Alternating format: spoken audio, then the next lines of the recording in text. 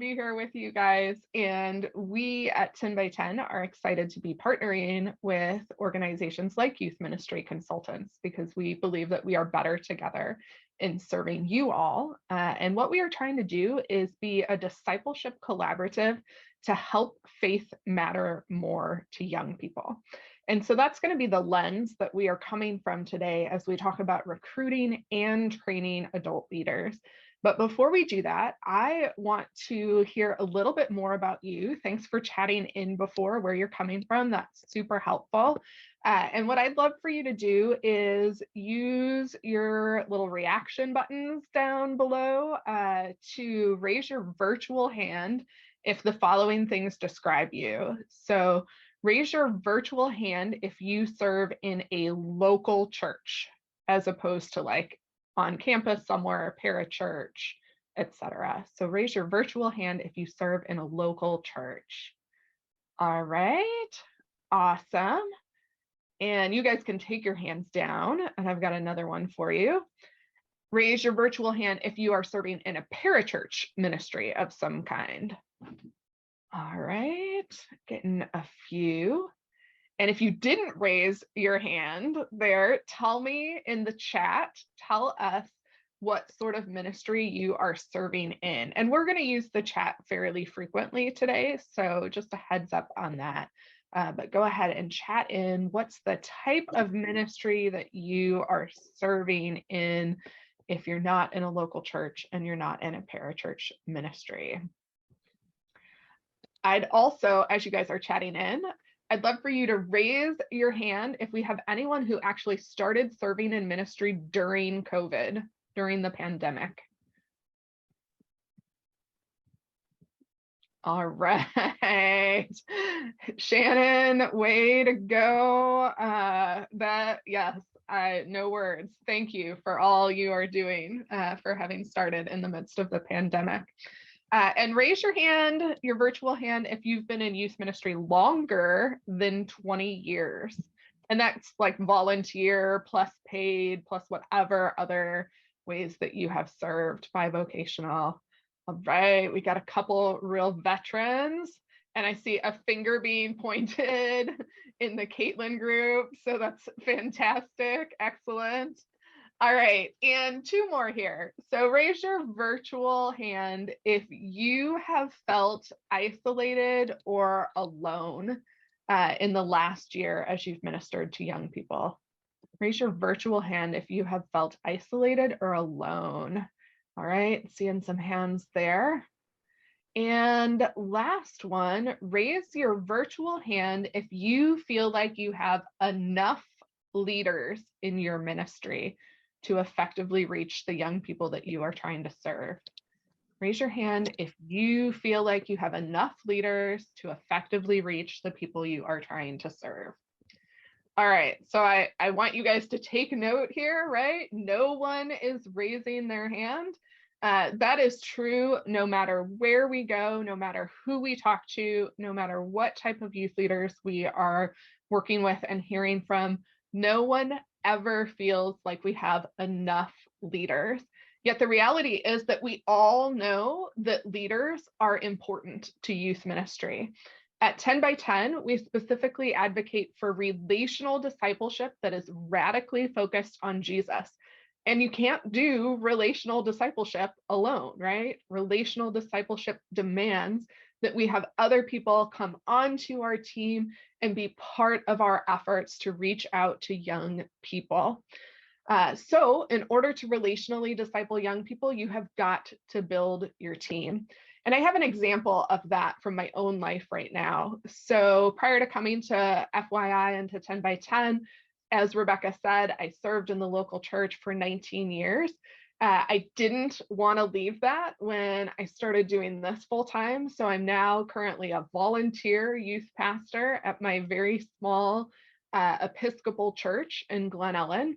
And we have about 20 kids who come on Wednesday nights to our youth ministry.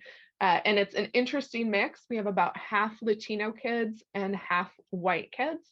And one of the kids that I have really enjoyed getting to know in the last year, his name is Giovanni, and he is a high school junior at our local high school. He is Hispanic. He comes from a single parent home. He loves basketball. He loves math. He's super sharp, super smart. He's also a flaming extrovert. And in almost all of those categories, he is the opposite of me. So even though he is a kid that I like a lot, he's also someone that I don't naturally connect with in a lot of ways. And he, to me, is the illustration of why exactly it's important to have other adult leaders on our team. Because no matter how good we are, no matter how relational we are, there are some kids that we are going to naturally connect with better than others. And we need teams to really be able to fill in the gaps for us and to connect with the kids who we do not naturally connect with. So with that in mind, we are going to spend some time today talking about 3 myths that often get in the way of us both training and recruiting our adult leaders, and then the realities that are actually in place of those myths, along with some practical. We're going to get super practical, super tactical about what we can do to better fill in our team, right? To better train and equip all of our leaders that we are hoping to work with. So with that in mind, I am going to start sharing my screen. Give me 1 second to do that. This is always a little bit awkward in this moment, so bear with me. All right. And give me a thumbs up if you all can see that. All right, thank you for giving me that thumbs up. Super helpful to actually have a reaction there from you all. So the first myth that we have here is that there are not enough volunteers. So many of us actually treat our volunteers as though they are in scarce supply. So for example, maybe you all have heard of this 20-80 principle that says that 20% of church people do 80% of the work. I think a lot of us actually really live by that principle, which means that what happens is that we end up with a scarcity mindset when it comes to recruiting leaders. For example, I can remember vividly times when I sat in staff meetings and the choir director and I would argue about the same person and who was going to have them be in choir, or if I could have them be an adult leader, because we operated under the mindset quite naturally that people would only want to do one thing and that we were all fighting for the same volunteers. And when you believe that, that affects how you end up seeing the leaders that you are working with and the leaders in your congregation that you are trying to recruit. Now, of course, that's not the reality. The reality is that God cares about teenagers far more than we do. And if that is true, then the people you need in order to relationally disciple young people are already in your faith community. We just need to find them. And so what that means is that we need to rethink what are our strategies for actually recruiting leaders. So here are some of the tips that we recommend based on our work with partners, based on our work with lots of youth leaders across the country. One strategy for finding great volunteer leaders is to actually ask other people who should serve.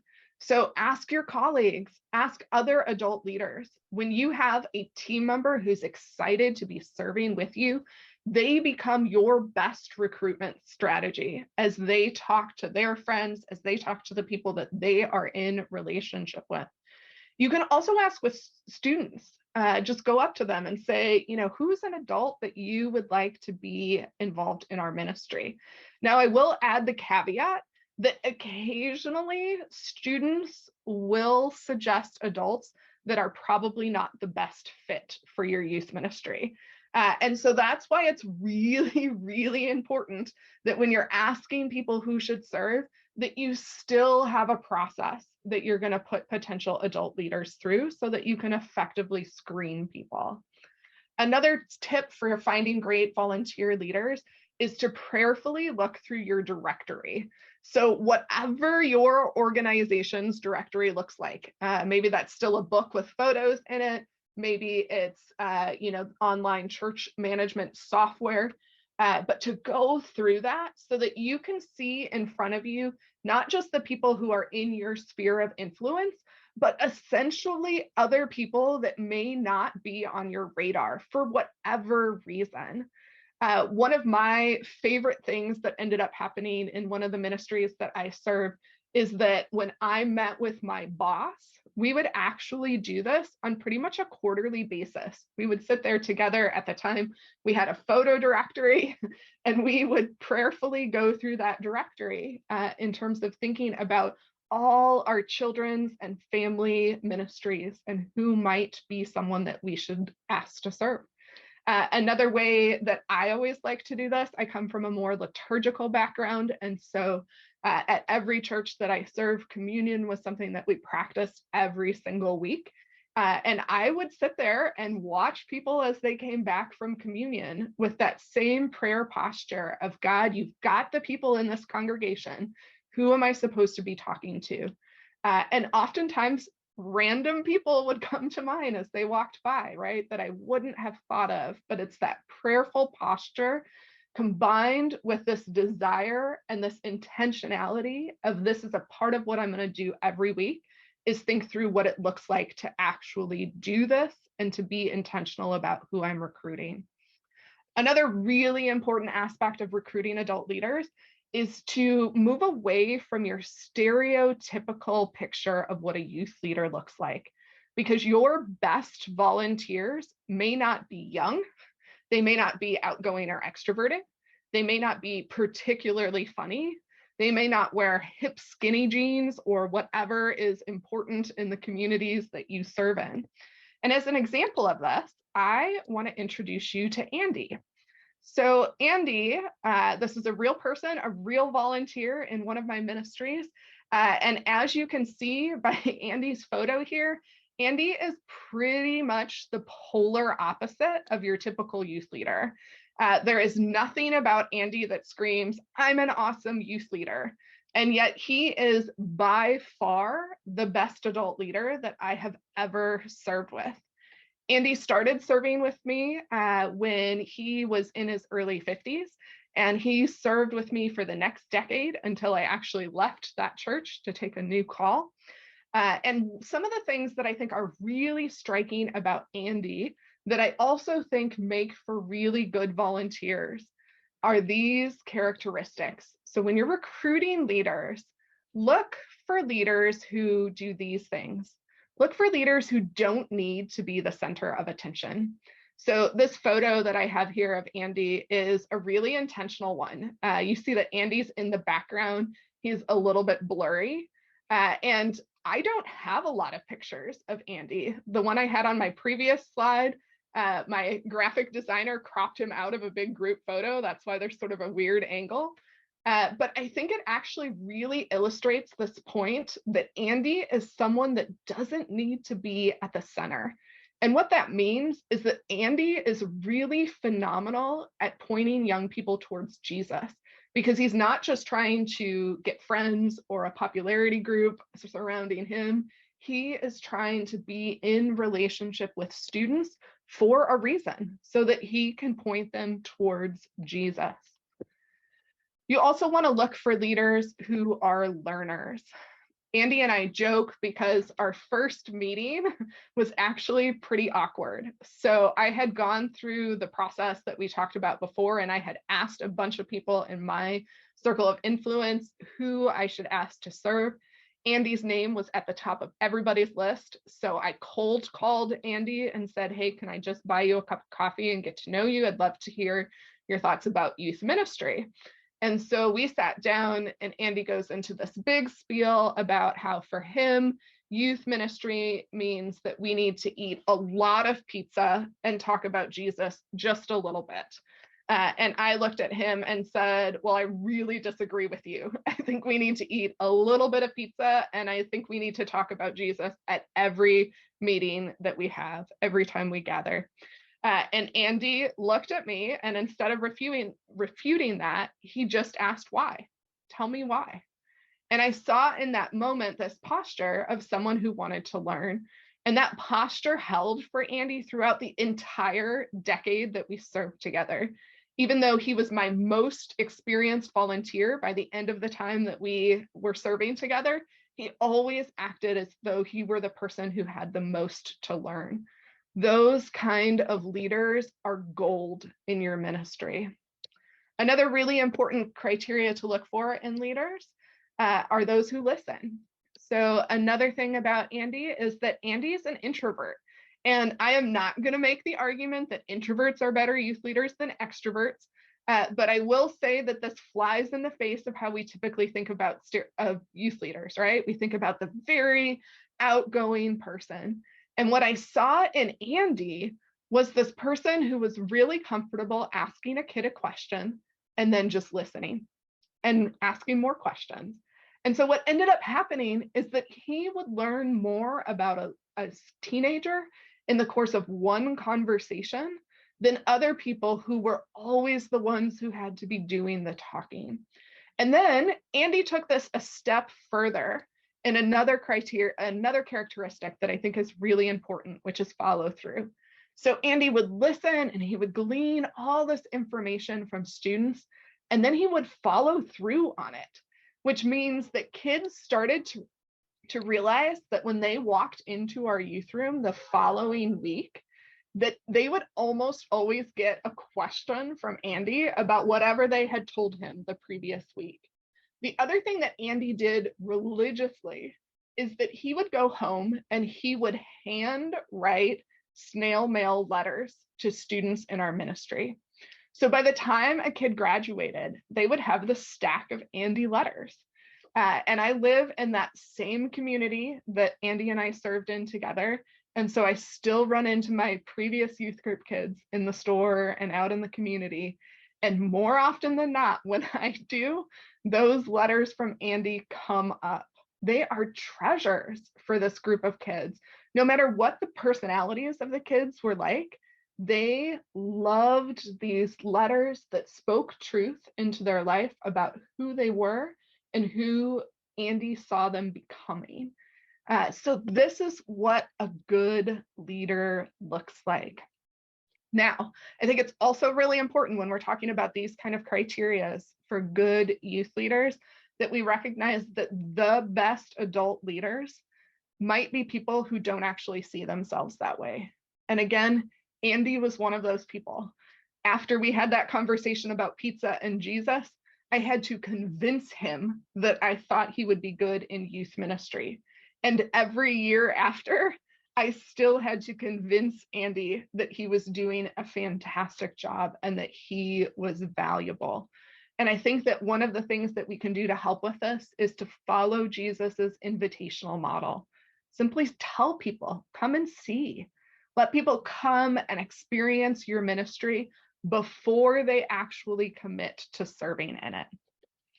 So that brings us to the second myth that I want to share with you all today.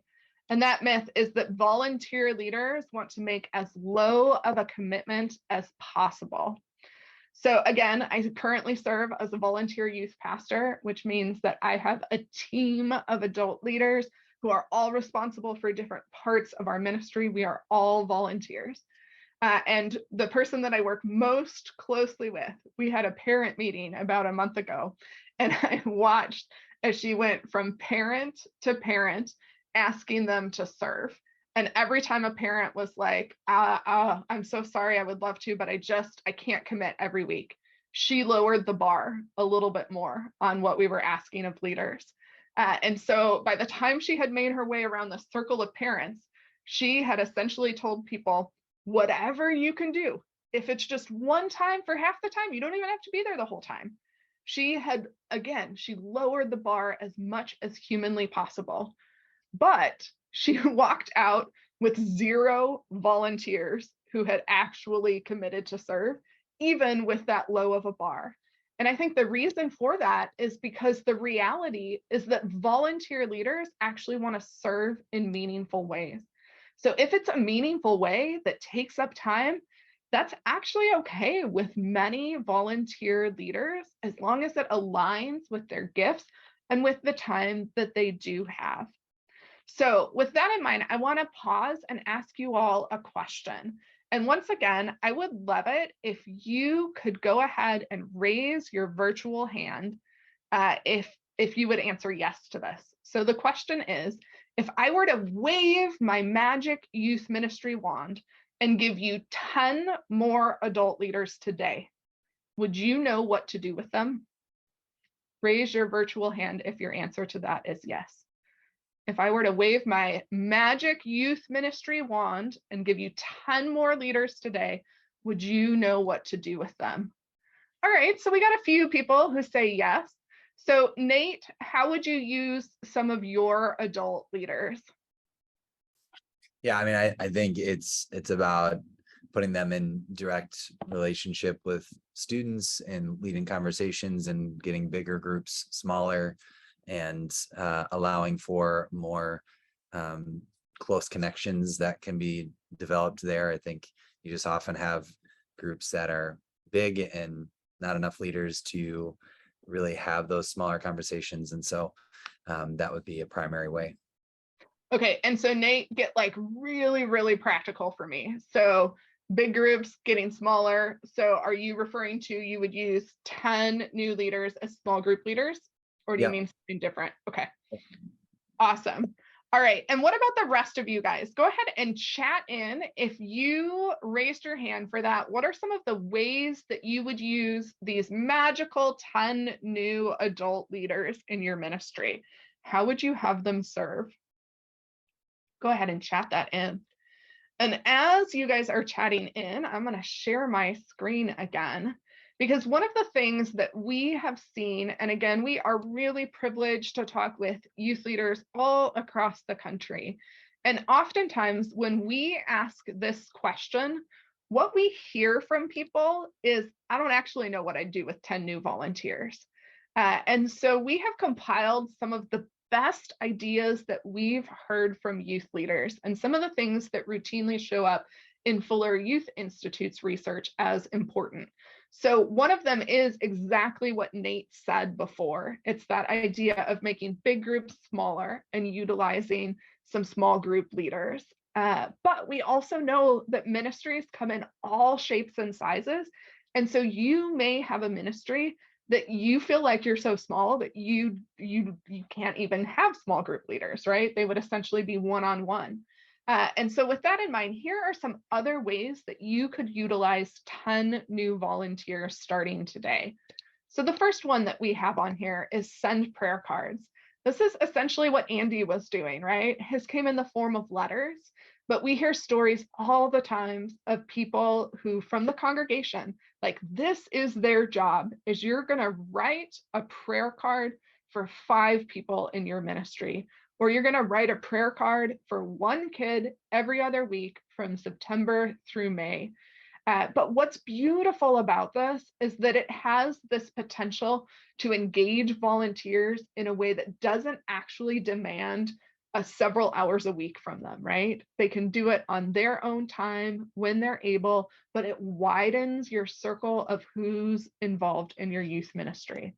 Another thing you can do is have a volunteer update your attendance records. Again, it sounds so basic, but we cannot connect with kids unless we know who's showing up and who's not. And so once you have your attendance records updated, you could have this same person, or you could have a separate volunteer start making calls, establish essentially a missing in action list of kids who haven't been around for whatever that designated time is in your ministry. Maybe it's the last month, maybe it's the last 2 weeks, maybe it's the last 6 weeks. But this volunteer goes through and they start connecting with all of those students. You can also use volunteers to communicate with families. Have someone with communication skills write your weekly MailChimp or send out your text messages via Remind. That can be super helpful. Volunteers can order or make your food each week, whether you're serving a meal or you're doing snacks. You do not need to be the person taking care of this. Similarly, volunteers can get your supplies. I used to spend hours every single week in the dollar store trying to just get my supplies for that week. And now that I'm a volunteer youth pastor, I literally don't have time to do that. So I posed this at my parent meeting and said, I need someone to go to the dollar store on Tuesday morning to get our supplies for Wednesday. And I had like 3 parents who were like, I would love to do that. I'm by a dollar store every week. Again, super easy, engages volunteers in a different way. You can also have volunteers share their testimony. This can be a one-off, right? You can have a different person share their testimony once a month at youth group. And again, it's a way of building scaffolding of caring adult leaders who care for the young people in your ministry. You can use volunteers to drive kids to and from youth group. We have been at Fuller Youth Institute, we have been studying character development in youth ministry for about the last 3 years. And we recently did a series of site visits. And at one of these site visits, we were blown away because the pastor had arranged for someone to drive just about every single kid to and from youth group every single week.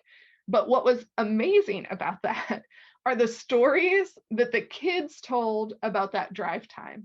So again, here were people who were not their parents, but who they got to know because they were in the car together every single week for an entire school year. Again, relationships form through those kind of activities and service. Then there's lots of upfront things that you can ask volunteers to do. They can lead games, they can lead worship, or as Nate said before, they can lead a small group.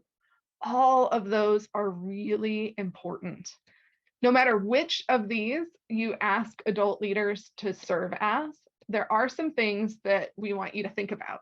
So one is to be specific about what you're asking. So I remember the very first church I served in, I was 21 years old, fresh out of college. I had no idea what I was doing. And my first asks of people were like, so would you like to serve in youth ministry? And like I had no information and no details about what that would be. And now my asks are much more like, would you spend an hour calling through the roster every other Monday and invite people to attend youth group? Or the dollar store ask? Or could you serve as a small group leader for an entire school year? It's a 2-hour commitment plus 30 minutes of an adult leader meeting, but we lay out exactly what we're asking leaders to do so that nobody is surprised. With that, some of the things that are really important when you're recruiting adult leaders is, again, to be clear about what you're asking for. So specifically here, talk about how long of a commitment you are asking for. Do you want people to do this once a month, once a week? What does that look like? And again, bracket your jobs so that some of them don't require lengthy time commitments, but others do. That can be really helpful. When you're asking leaders to serve in upfront or in face-to-face relational commitments, our recommendation is always that you ask to serve for an entire school year. Again, if the goal is really relational discipleship, relationships take time to form. And so the longer we can get adults to commit for, the better that is. As part of these clear expectations, make sure that you also establish basic attendance requirements. And so think about training ahead of time as you do this. So some ministries require training as a part of what you do with adult leaders. Others don't. Either way is okay. It depends on your capacity, what you're able to do. We get that. But if you are a ministry that's going to require adult leaders to participate in regular training, you need to be upfront with them about what those training expectations are. Another thing that's important as you're recruiting adult leaders is to make it hard to get in and easy to get out. So a few things that we mean by that is, again, have a process in place. Usually, some of the things that we would recommend here are an application, like a written application, an interview, certainly a background check, And then also a 4 to 6 week trial period. So this idea that if someone starts serving and if you or they see that this is really not a good fit, it just lets everybody off the hook, right? Like it's built into your system. As part of making it hard to get in and easy to get out, it's also really important to give people frequent breaks so that you don't burn them out. A couple recommendations for this: unapologetically take holidays off. I remember the first time I did this, it was actually revolutionary for me because I had really been brainwashed almost, if you will, into thinking that we have to meet every week. Consistency is the most important thing, so it doesn't matter what else. And it was too much. It was too much for me. It was too much for my leaders. And so we started taking 2 weeks off on either side of Thanksgiving and 3 weeks off at Christmas. And what that did is it actually gave my adult leaders breathing room. It made it easier for them to say, yes, I will happily commit to these things because I know you're going to give me the weeks off that I need to be out of town or with my families. Along with that, to make it hard to get in and easy to get out, give people frequent outs. So give people the option to step down after they've fulfilled their initial commitment with no questions asked. So what I've seen happen again and again in places is that we get a good volunteer. And so we come to the end of the year and we kind of keep our fingers crossed and just hope that they don't leave. But what actually works better is if after the end of every year that they've committed for, we actually have the conversation with them. How did it go? What worked? How's this meeting your needs? How's this filling you up? What's hard about this right now? Can you continue serving? So essentially assume that someone is not going to continue serving rather than assuming that they will. The other thing that does is it keeps the need to recruit adult leaders always at the forefront of your imagination, which again is actually really helpful and healthy as you expand your team. As you recruit adult leaders, also give them real responsibilities. Train and equip them for the job you're asking them to do, and then let them do it. So share your authority with them. Doug Fields, the co-founder of one of 10 by 10's partners, Download Youth Ministry, he often talks about let your adult leaders be their kids' pastor. That's what we want you to do. Share your title and your authority with them. So lastly, our third myth that we want to look at is this myth that you don't have enough time to recruit and train adult leaders. And the reality is actually totally the opposite. Discipling adults is discipling young people. So you can't afford to not spend time every single day recruiting and training leaders. In fact, we would argue that this is the fastest and surest way to multiply your impact is to add adult leaders to your team. So to do this, budget time in your schedule each week to do things like interview potential adult leaders, take people out to coffee, whether they're your current adult leaders, so that you can connect with and shepherd and pastor them. Or maybe it's a new person who's come on your radar as someone who would be good. Take them out, get to know them without first making an ask. Spend time each week training adult leaders as well. And one helpful tip in doing this is find ways to ensure that you can train adult leaders without actually requiring more time from them. So one way to do this is to, at some regular interval, maybe it's every 6 weeks, maybe it's every other month, maybe it's once a quarter, cancel youth group and instead use your youth group time to actually train the adult leaders that you have. When we started doing this, the value message that it sent to both our adult leaders as well as our parents about the value of adult leaders was huge. Our adult leaders felt so cared for because we were just asking them to show up on a Wednesday night, just like they were used to doing, but to receive some training that would actually sustain them and prepare them for ministry. So what do you do at these trainings? Let's say you go ahead and you cancel youth group every 6 weeks, you start having adult leader trainings. What do you do? Here are 10 things that your training should include. And maybe you don't do these at every single training. Maybe you have a rotation basis. In my current setting, we train our adult leaders for 30 minutes before we meet. So we don't do all of these things every time, but we ensure that in the course of a school year that we have done all of these things. So if possible, move your trainings into a relaxed environment. Meeting in someone's home can be really ideal. It can be a way of sharing space and just reaching a new level of comfort with your adult leaders when you're actually in a home.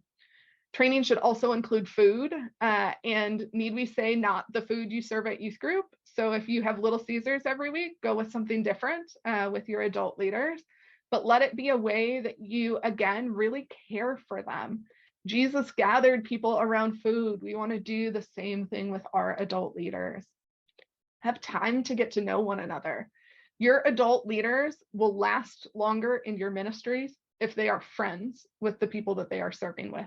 Hands down, there's no way around that. So make sure you structure your trainings in a way that actually helps facilitate and cultivate those friendships with each other. Celebrate each other. When someone gets a new job or a new house, or they move, or they've reached some milestone, maybe they ran a marathon, celebrate those things together.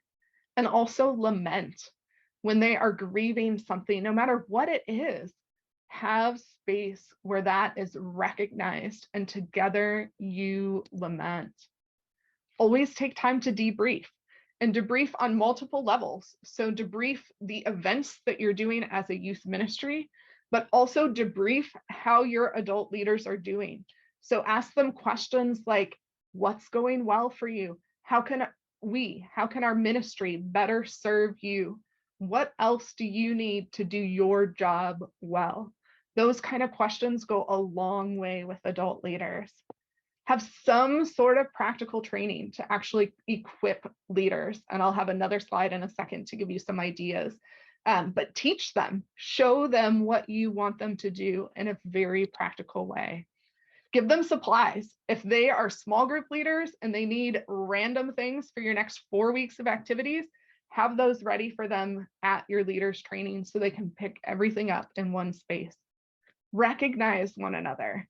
Think about this maybe as your version of the Dundies from The Office, right? Where you do goofy recognitions of your leaders for the great ways that they are serving. And then lastly, have time to pray together. I think we sometimes, in the busyness and in our focus of, oh, we just got to equip these people for what we're asking them to do, we forget how powerful it is to actually stop and pray together. Pray for your adult leaders by name. Ask people to pray for one another. Pray for students in your ministry by name. Pray for upcoming events. Pray for your community. All of those things are really important as you're training your adult leaders. And again, what are some of the things you should actually train them on? So here are 10 practical aspects that could get you through a whole year. If you are meeting once a month with adult leaders, this could be your curriculum, so to speak. So train on youth culture. Recognize that even if someone is young-ish, that they may not have a pulse on what it's like for a high school student. And that's especially true when you have adult leaders who are like Andy and who are a bit further removed from young people. So talk about who is Gen Z. Gen Z is adaptive, they're anxious, they're diverse. Those kind of basic things can really give people a framework for how they minister to young people. Train on your community's safety policy for working with young people. And with that, and we listed separately here for a particular reason, also train on boundaries. So not just, what's okay and what's not okay, but think even more practically. When an adult leader is sitting in a small group and they're leading a small group, what can they share? What sort of details? What stories are and aren't okay?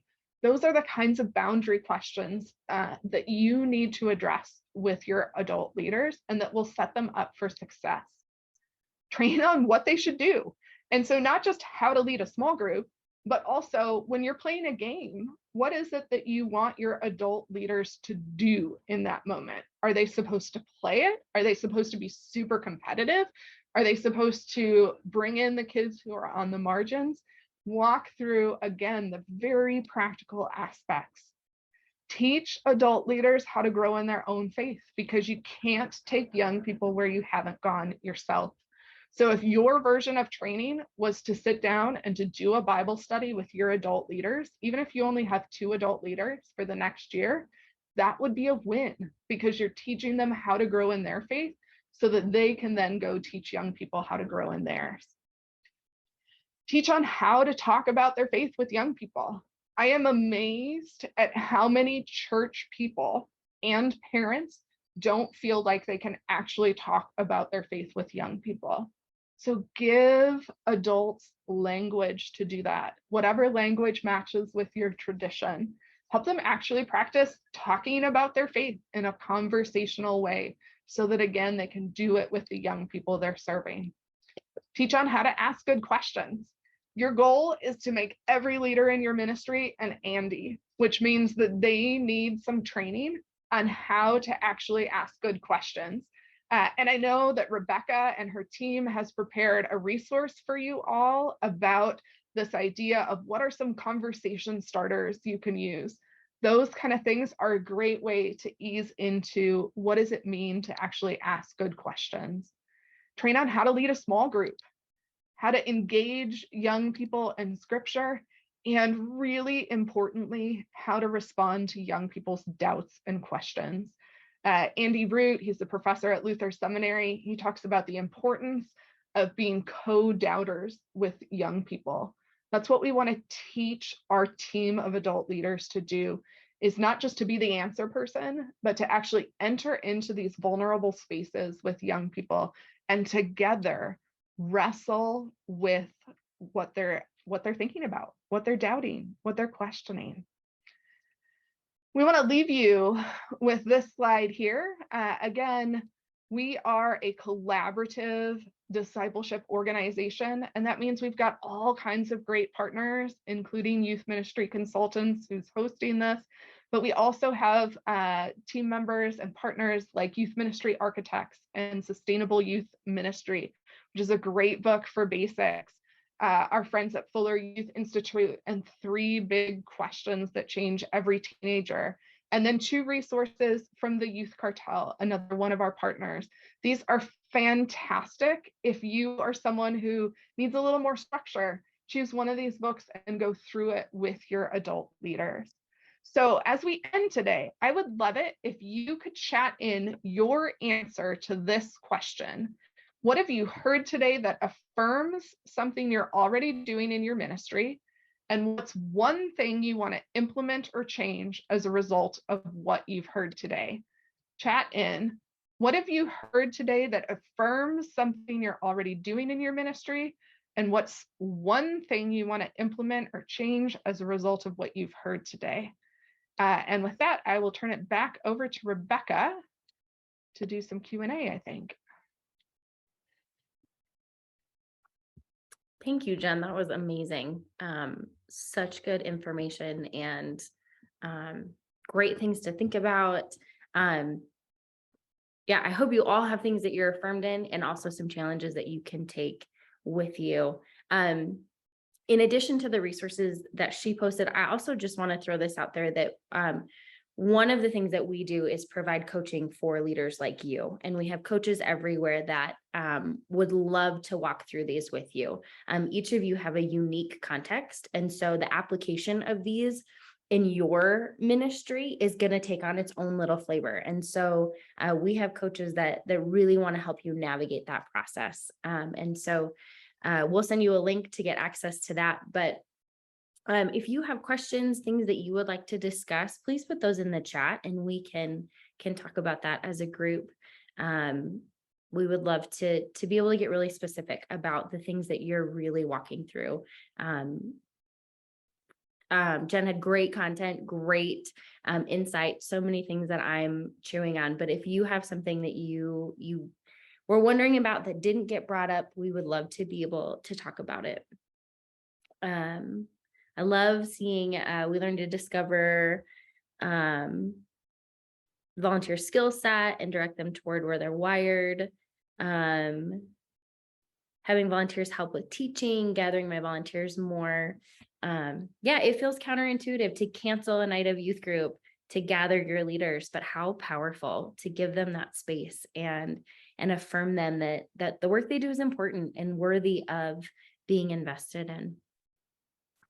And Tana, I love that you want to have your volunteers help with teaching too. Like that is such a great and valuable thing, especially for Gen Z. What we're seeing is that Gen Z is our most diverse generation ever. And so when we can get diverse voices in to actually teach, that is one of those things that reaches that generation in a way that one solo voice simply cannot.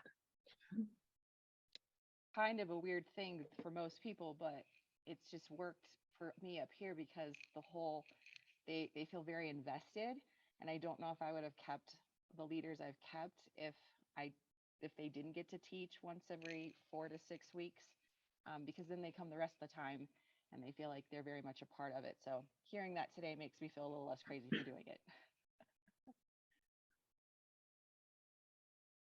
I love that. I love that recognizes their gifts and their passions too, that it creates this space for them to lean into the gifts God has given them. We talk about that with students, but to recognize that for the adults that are serving with us too is so important.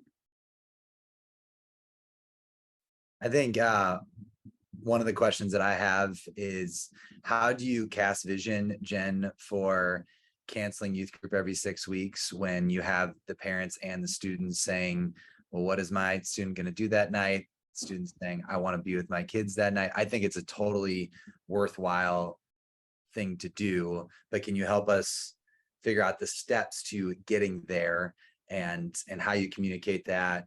And it sounded even like you were doing 30 minutes of training before every night right now. So I'd love to hear more about those specific pieces.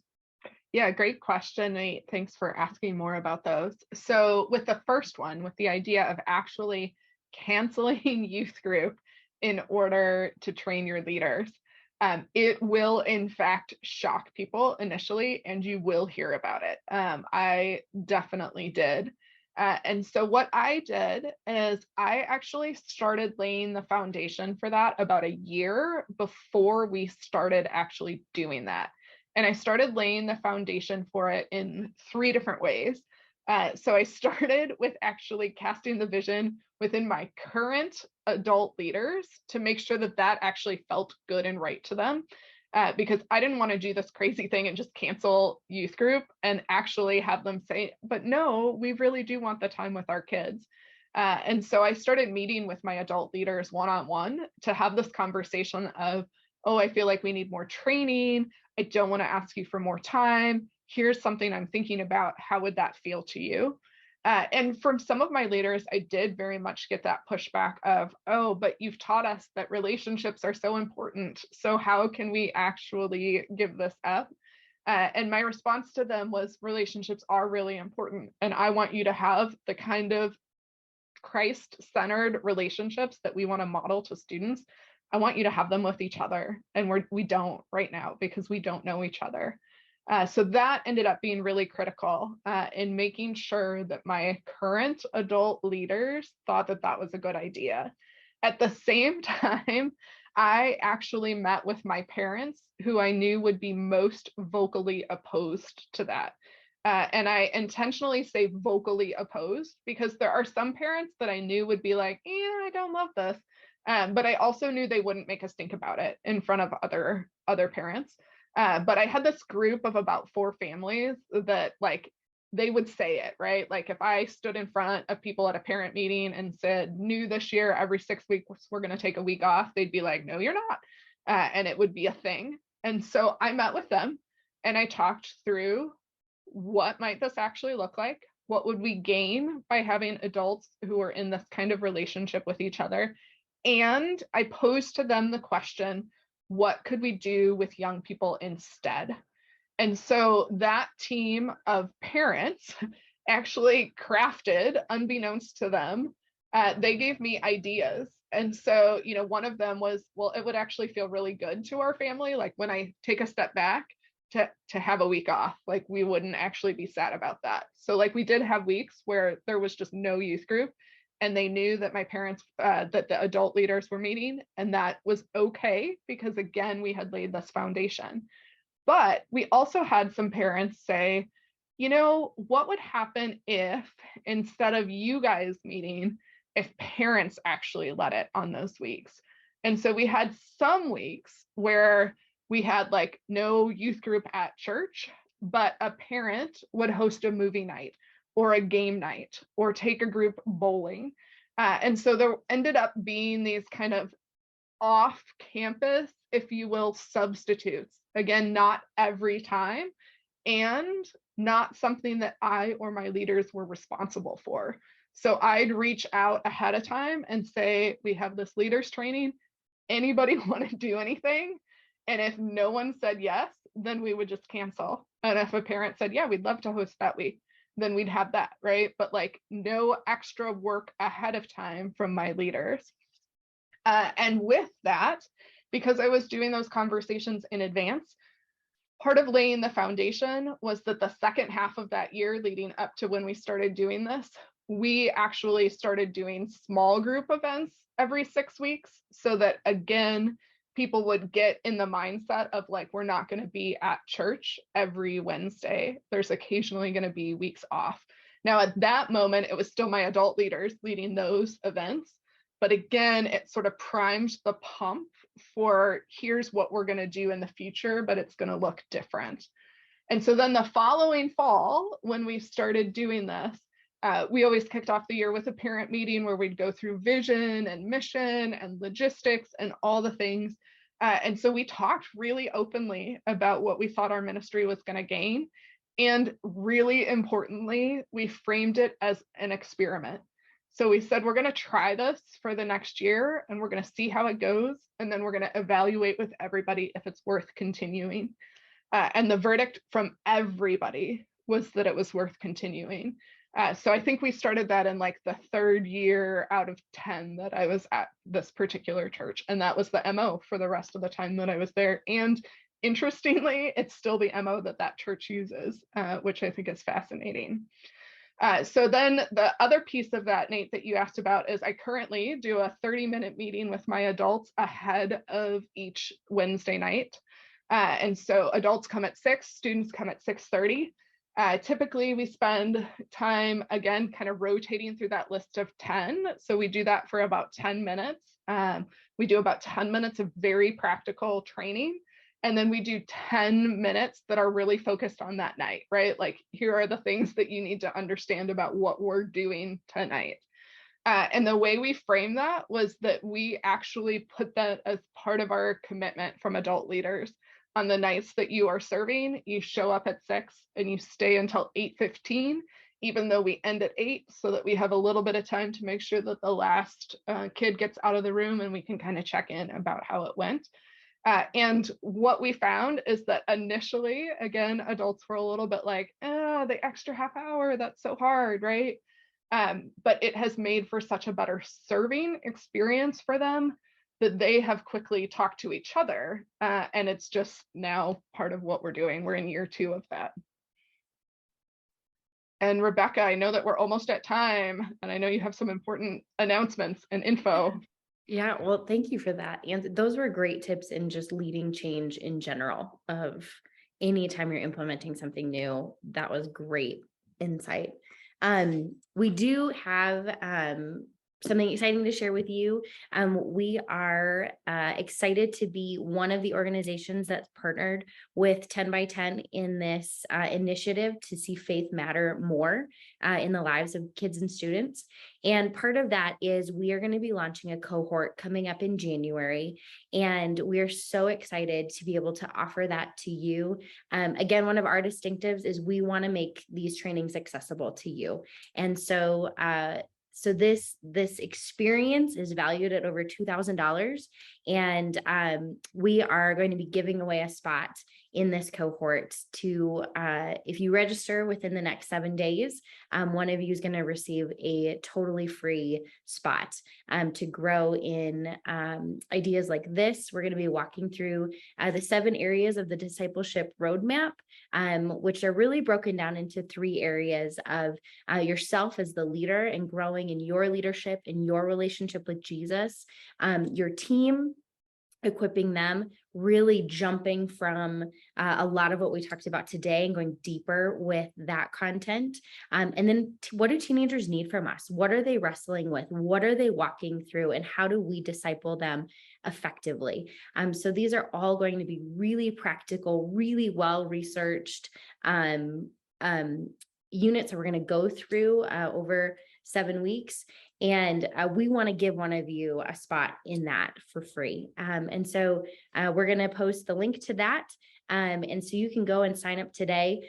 For those of you who have budgets starting in January, or you need to talk to certain people to get approval for stuff like that, there's a way to just sign up, and we'll worry about all of that later. But sign up this week and you might win a free spot, and we would love to see all of you there. It's going to be such a powerful time together as we grow as leaders in how we disciple the next generation.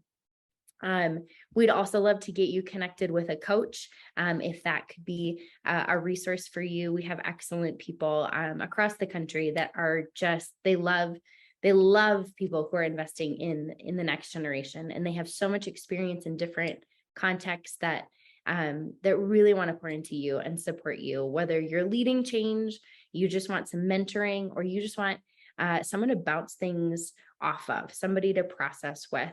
It's a powerful tool. Excuse me. My lovely kids brought home all sorts of germs this fall.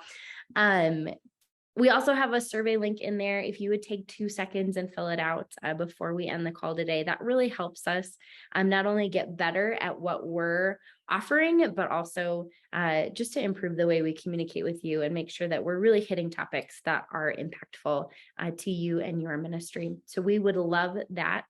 Thanks so much for being here.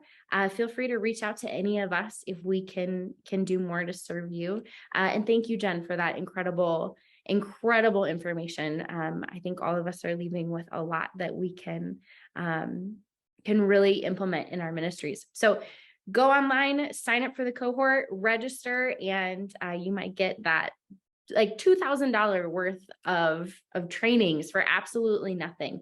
Yeah. Thank you all for being here. It's great to see you, and I hope you all enjoy your day.